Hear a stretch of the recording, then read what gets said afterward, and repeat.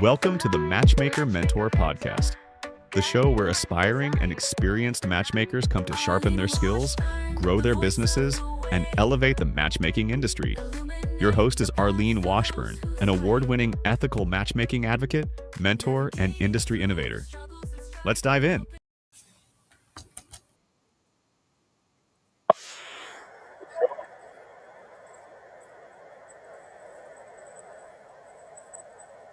Yes. Hello, everyone, and welcome back to the Matchmaker Mentor Podcast, the show for aspiring and experienced matchmakers who want to grow ethical, sustainable, and profitable businesses.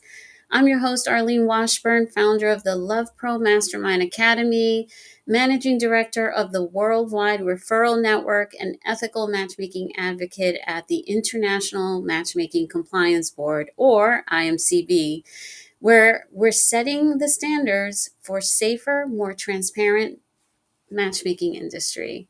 Today's episode hits close to home because I've made some of these mistakes myself, and we're talking about why professional matchmakers lose clients before the first call.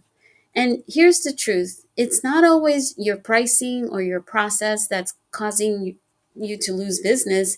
It's actually a little bit more nuanced. And it's a look of unpreparedness and untrustworthiness that some people may not realize about themselves and how their business is portrayed.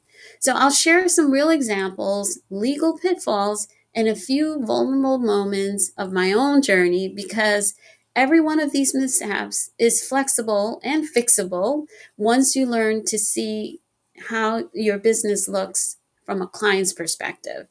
So, first impressions, they don't happen in the discovery call. They actually happen way before then through a Google search.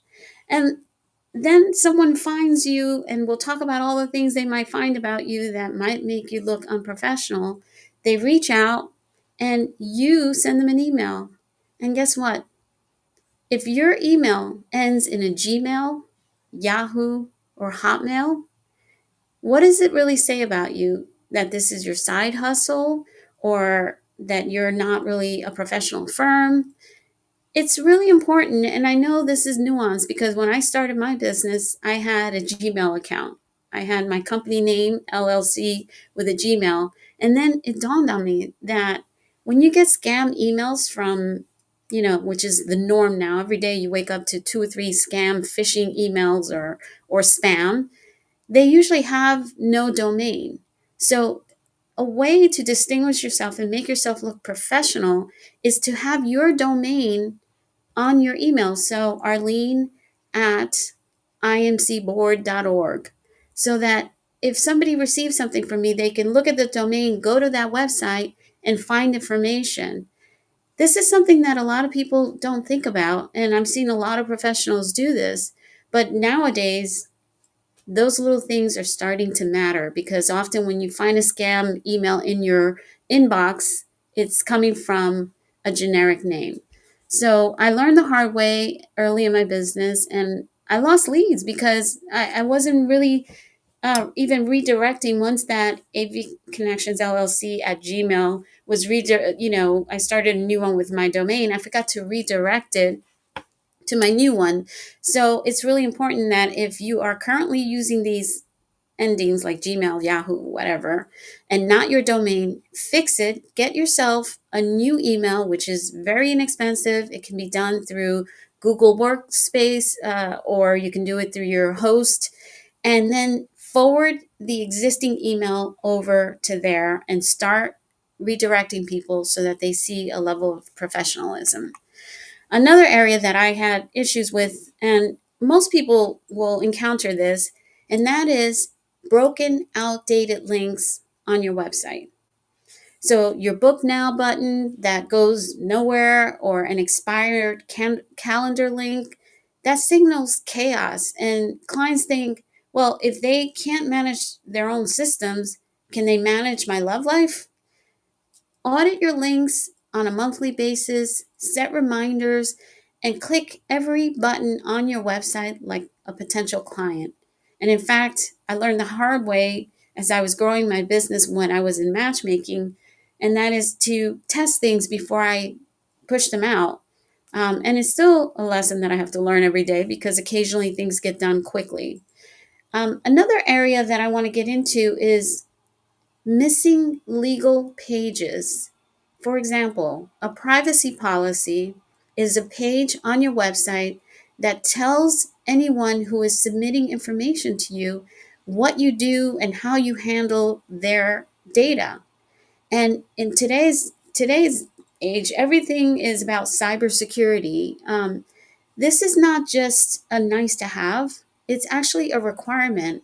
Last night, a colleague of mine sent me a text about something, and I checked a person's website, someone who's pretty well known out there, who's probably been, who has been on shows and whatnot.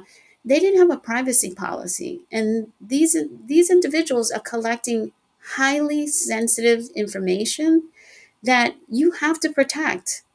And as a business, you can get yourself into a lot of trouble if you're not following all of the different privacy laws. But at the very least, get a privacy policy on your website that tells everybody what you're doing with their data, how you're storing it, etc.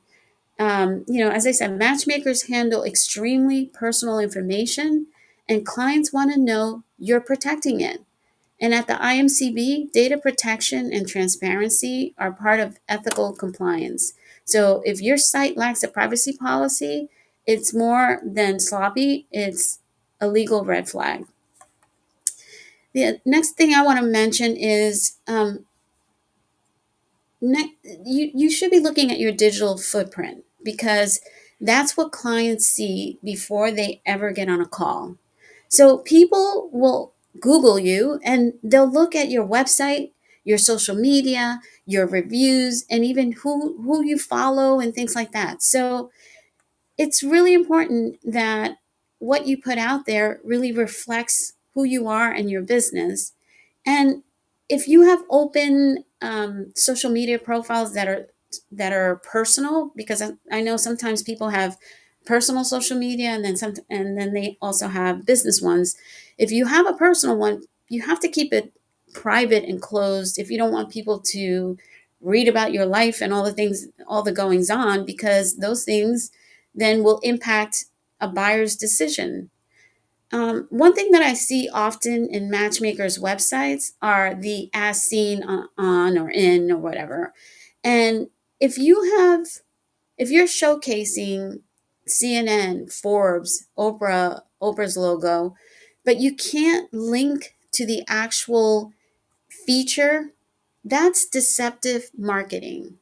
And in this country, the US, although we are a global organization, and I will say that when I talk about the Federal Trade Commission, these regulations exist pretty much worldwide.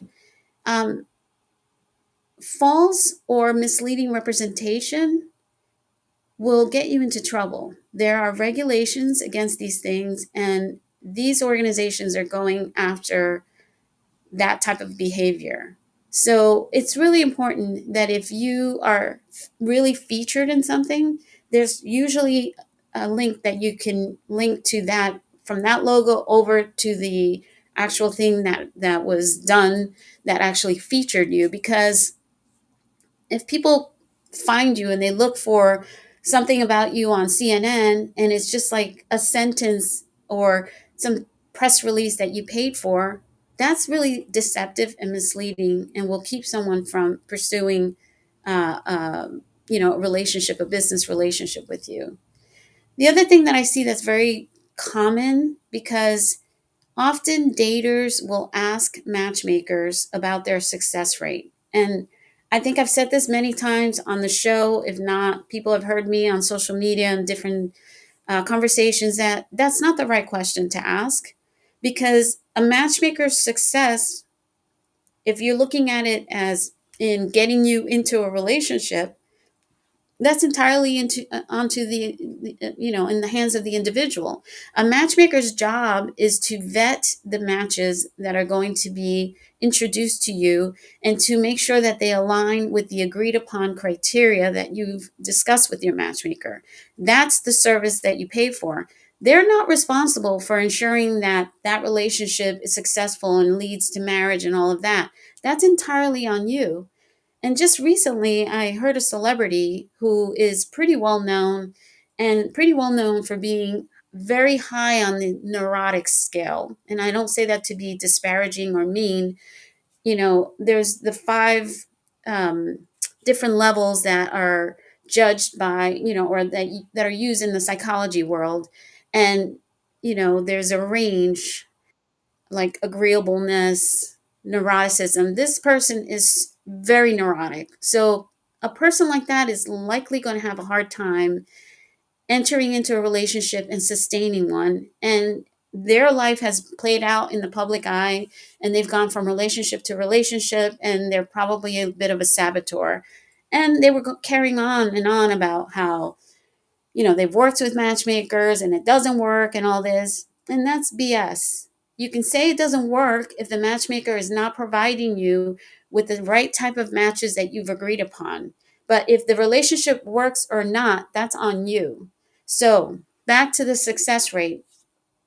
I personally, if I were a dater, if I went to a matchmaker's website and I saw 85% success rate, I would run for the hills, because it's usually misleading. It's usually false. And if you have those things on your website, and I'm talking to you matchmakers that have this, you need to have a log in your office that shows every entry of every person that you are considering in this percentage.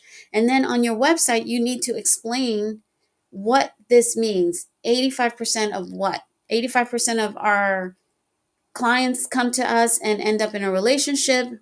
What does a relationship constitute? 3 months, 6 months?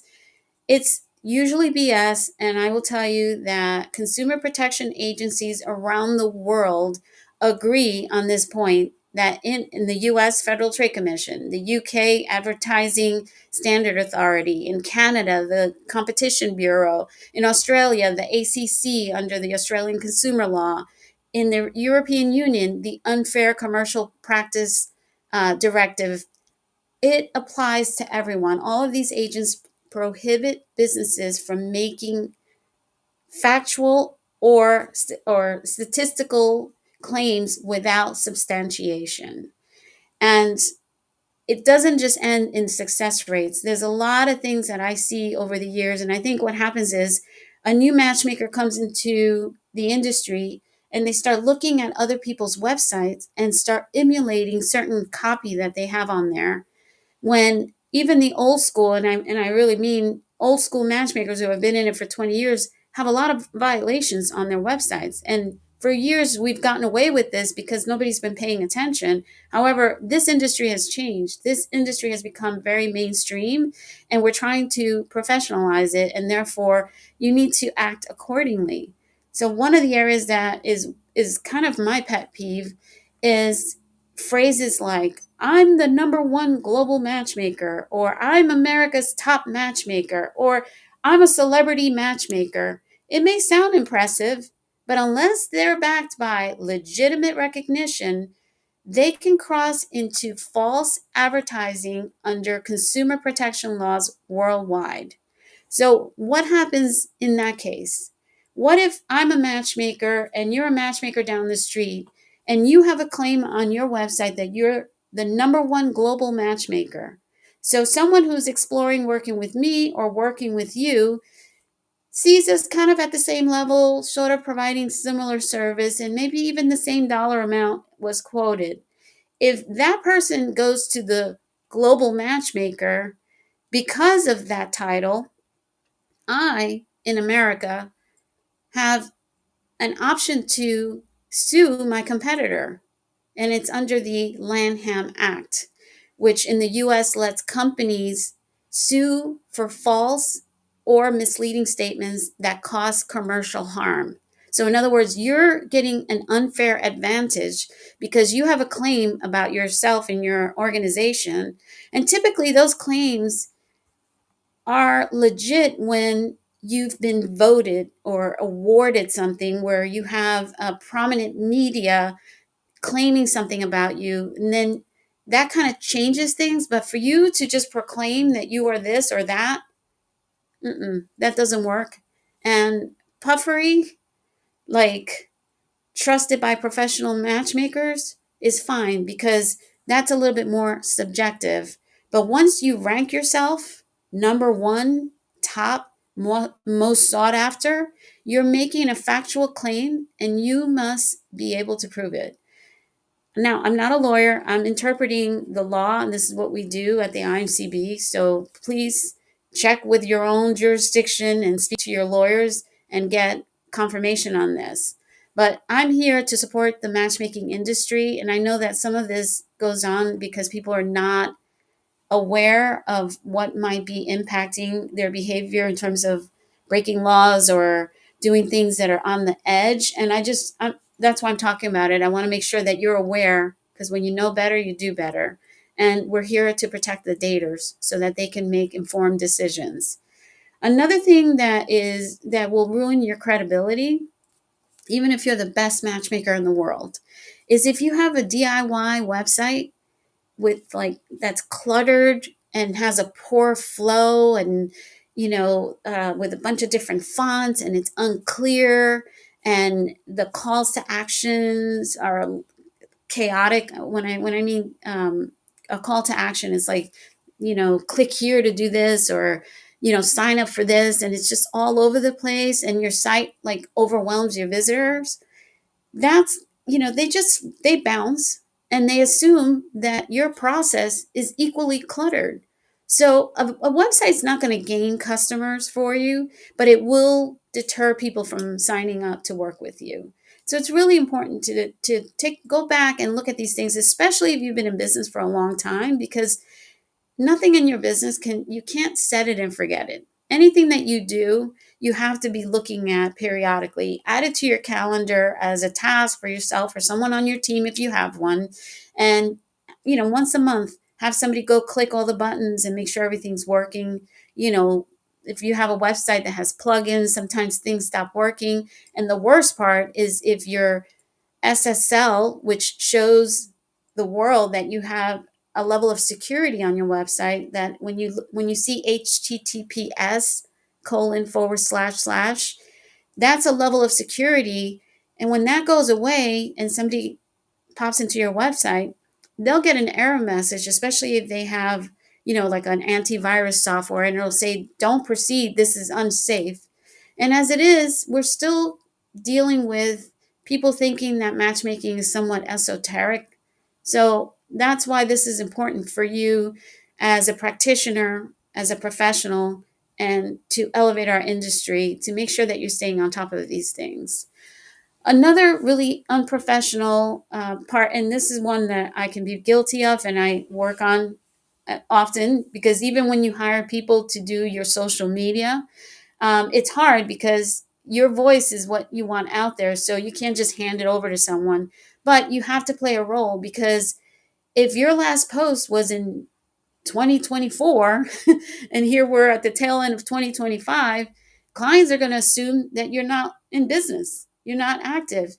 Or if your profile has political arguments and rants and memes and just things that are very unprofessional. When you own a business, you have to be mindful of these things. You have to shift how you think. Even for myself personally, I post things about my relationship, but I'm in the relationship space. So I'm very mindful of what I'm posting. If you do a rant, it needs to be a rant that is relevant to business, that people can relate to.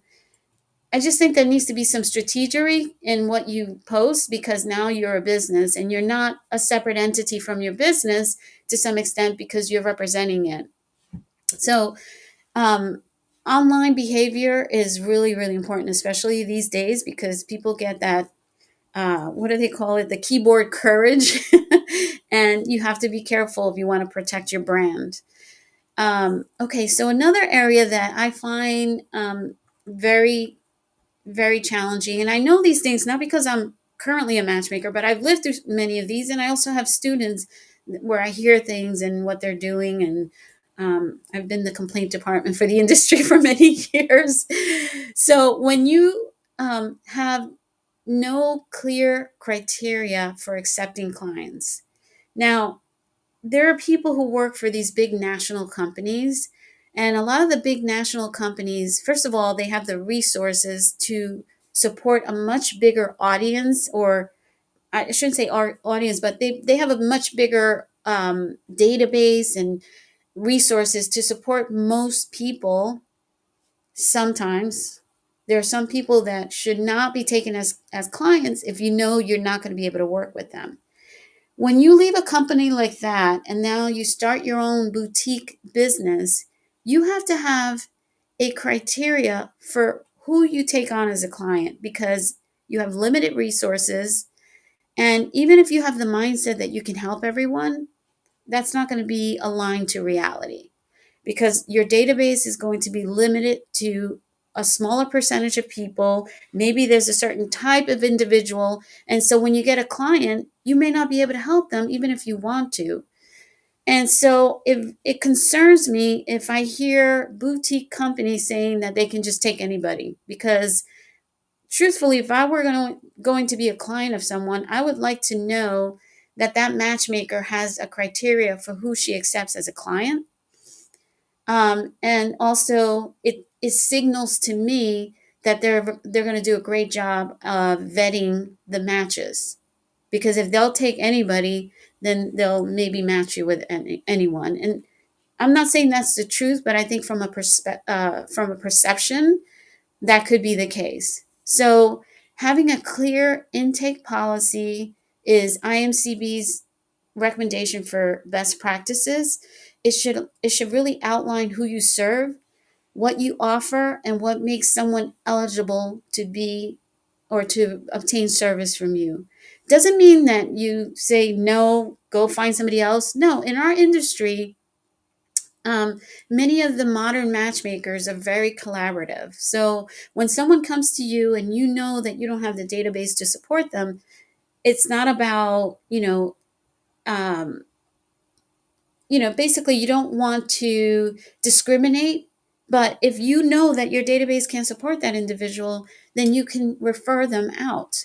So whether it's, if you don't have a lot of people with a certain religion or perhaps a certain ethnicity that they're looking for, or maybe is a sexual preference, all of those things, it's not that you're, discriminating, is that if you take the money from this person, now you have to fulfill that contract. And I think someone would appreciate you saying, look, I'm not going to take your money because I know I don't have the right matches for you, but I have a colleague that I trust that I want to introduce to you. And if you feel comfortable, maybe you can work with them. And that is the right thing to do. Do not take every client. They will keep you up at night, stressed out about, oh my God, who am I going to introduce to this person? And you'll ruin your business, you'll ruin your reputation and your peace of mind. With that said, also this desperate sales energy. So you finally get on a call with someone, they finally got past all the other stuff and decide that they want to talk to you. And now you jump into a call and you want to close them on the first call. Well, first of all, I think that as a practitioner, you should take a pause to evaluate whether you can truly help this person. And that sometimes may take you 24 to 48 hours to go back and look at, okay, what's the recruitment strategy? What are the things that we need to do? What do we have in our database? Who's available? And then come back to someone. Or maybe they need time to process the decision without a lot of pressure. Because I think when you start pressuring your client, first of all, I find that to be unethical. Are these, fast action discounts and all this stuff. I know there's a lot of tactics in the sales realm. I've been in sales my whole life, and I've sold small packages, $7,500, $500 to $1.6 million. So trust me, I know sales. I've been in sales my whole life. I just don't agree with that type of sales process. Any matchmaking that I ever sold took steps, and my clients follow those steps. And in my opinion, them following along led me to believe that these were going to be good clients that were going to follow a process, because all matchmakers hopefully have a process. So really, I think If you have a consultation with someone, you have an initial call to sort of assess if this is the right person. You have a consultation and you say, look, I'll review everything we've discussed and confirm within 48 hours if this is the right fit. I'll come back with a proposal. When people are plopping down at a minimum 10 grand, because I don't know what's out there, but everything I see is 10, 20, 50, 75, $150,000 to work with a matchmaker for 6 months. That's a consideration that you need to take. And by the way, if you're in the US, you're no longer in the small claims court, right? So you want to be very mindful and self-aware about what you can and cannot do when you take on a client.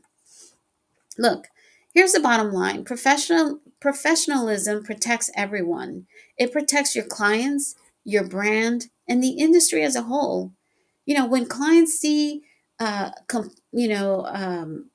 lack of a privacy policy, when you're not honest in your marketing, when you don't have a clear criteria for the kind of clients you're going to take, and if you're not professional or respectful in your communications and have a strong ethical compass in an industry that's all about trust, people are trusting you to guard their data, their information, their most vulnerable parts of themselves. If they cannot trust you, you're going to lose business and you're going to lose your reputation. And then, like some matchmaking companies I've seen, they close up shop and then they open up with a new name. And this is the kind of stuff that we want to clean up in the International Matchmaking Compliance Board, because what we represent is really raising the standard for professional matchmaking globally through ethics, compliance, and education. I didn't get too much into the education piece because I want to have a whole episode on education, because everyone should be getting continuing education and should start out before they even jump into matchmaking with the right training. So I want to close this by saying that matchmakers lose clients before the first call when they look unprepared online and look unprofessional online, make exaggerated and unverified claims, ignore privacy and compliance requirements, display unprofessional online behavior, lack clear intake criteria, and pressure people into sales and before doing any proper vetting. And yes, I've made some of these mistakes myself, but awareness is the turning point. And if you're ready to elevate your business, please visit us at 𝗵𝗄𝗎𝗇𝗏mastermind.com to explore programs that genuinely help you grow ethically and sustainably.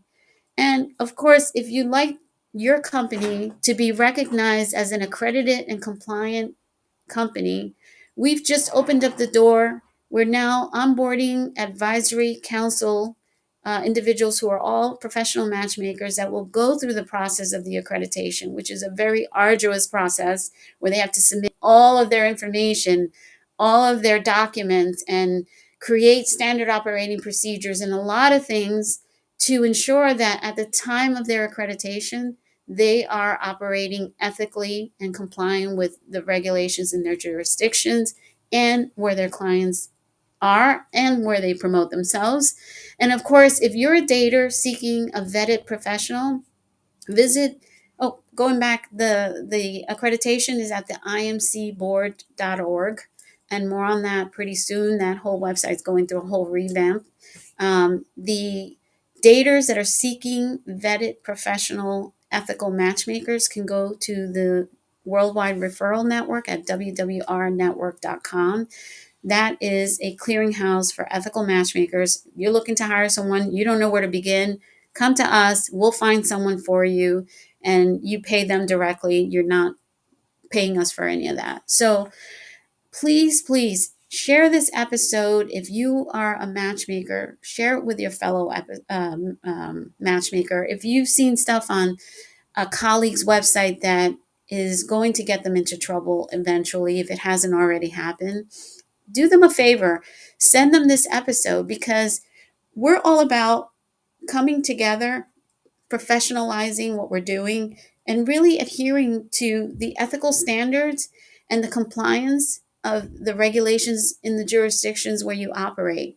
This is not, pointing the finger. It's not about disparaging anyone. This is really about helping professionalize this industry once and for all so that uh, vendor partners will work with us without hesitation and not be concerned about, finding out that you're a matchmaker and kicking you off of their platform. So here's the truth.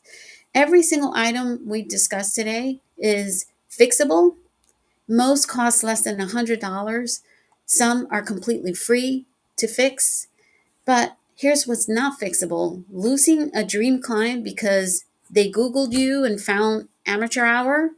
Professionalism isn't about being corporate or stuffy. It's about respecting your clients enough to show up as a legitimate business owner. It's about protecting the industry by setting standards for yourself, your staff, and that includes any of your independent contractor. And it's about attracting the caliber of client who will pay premium fees because they can see you are worth it. So please take these as an action item. Go ahead and Google yourself right now and fix what looks unprofessional. And as a matter of fact, set up a Google alert about your name, your company, anything, because when something gets posted about your company, an alert will come into your email and you'll immediately know to address it. And sometimes people will put some crazy comments online that may or may not be about you if your name sounds like somebody else's name who's in the industry. One thing I failed to mention, aside from using unprofessional emails with that ending of Gmail, Yahoo, and all of that, not having your domain, sending random emails that are spammy or some kind of marketing email without the ability for someone to unsubscribe. And frankly, if you're sending to Canadians, that's worse over there because they have to subscribe to your newsletter before you can start emailing them. So know that every state in the US for the most part has different jurisdictions and different regulations, but also different countries have different regulations. Australia also has different states that have different regulations. So be aware as a professional where you work, where you market yourself, where you have clients, and abide by those laws, or you're going to end up in situations that I've seen recently online. We'll get into that. You can go back and look at the episode with Peter Namias, who is part of the IMCB, and we talked a lot about the different regulations and the things that are happening right now in terms of what's in the news. And then check your email marketing. Make sure you're using CAN-SPAM compliant email like MailChimp or whatever. I don't, I'm not endorsing anything. I'm just saying find one that works. Audit your consultation process. Is it seamless? Is it professional? Review your credentials too, or how you're portraying yourself out there in terms of what you're calling yourself. If you're the #1 global matchmaker, well, hell, where is that coming from? Find out who named you that, because if you named yourself that, a competitor can sue you if they're losing business because of you and because of that designation that you gave yourself. And please get yourself accredited, because all it's going to do is help you run a tighter business that's compliant, ethical, and following regulations. I can't guarantee that because you still have autonomy and agency, but at the very least, at the time of the accreditation, we're looking at everything, and none of us are matchmakers, none of us are competitors. So you're not getting accredited by your fellow matchmaker, you're getting accredited by an organization that's run by professionals, attorneys, people who have backgrounds in the law and also, investigations and so forth. So it's a very different type of thing. So yeah, build your credibility in your matchmaking business by doing the things that a professional does, because what you do out there and how you're perceived, even if you're a great matchmaker, that all gets, you just ruin everything by not portraying yourself in the way that you actually run your business or the way you operate as a good matchmaker. And pretty much that's what I wanted to share with you today. So tune in next time. I want to get into a different topic about some of what we covered here. I'm going to drill down because some of these things can be like a whole episode, but I wanted to share this with you today, and I hope this is helpful, and I hope you will share this. And please follow us on YouTube. We're trying to grow that channel. Our YouTube channel is going to have a lot more educational content for aspiring and experienced matchmakers. Soon we're going to be posting all of the recordings from the Road to Romance with some of the top matchmakers in the country.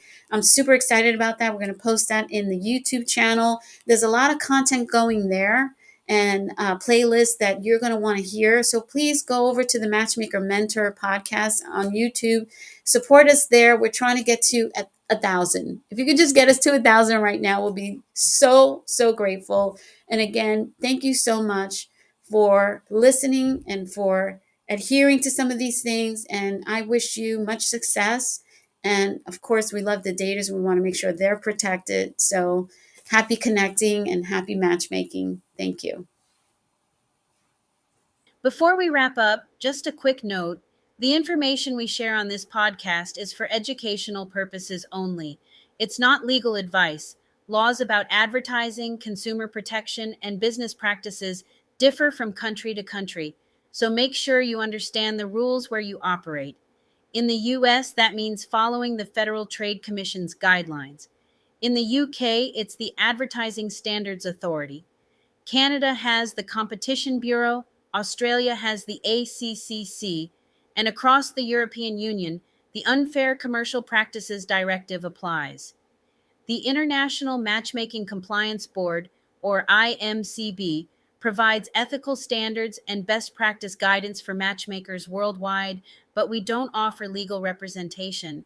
So if you need legal advice about your specific business or jurisdiction, please consult a qualified attorney. Thank you for tuning in to the Matchmaker Mentor podcast. If you enjoyed this episode, don't forget to subscribe, leave a review, and share it with fellow matchmakers and friends. For more resources, training, and inspiration, visit 𝗵𝗶𝗀𝗺𝗍𝗵𝗺.com and follow us on social media. Remember, matchmaking isn't just a career, it's a calling. Let's keep building connections, changing lives, and growing together. Until next time, stay inspired and keep matching.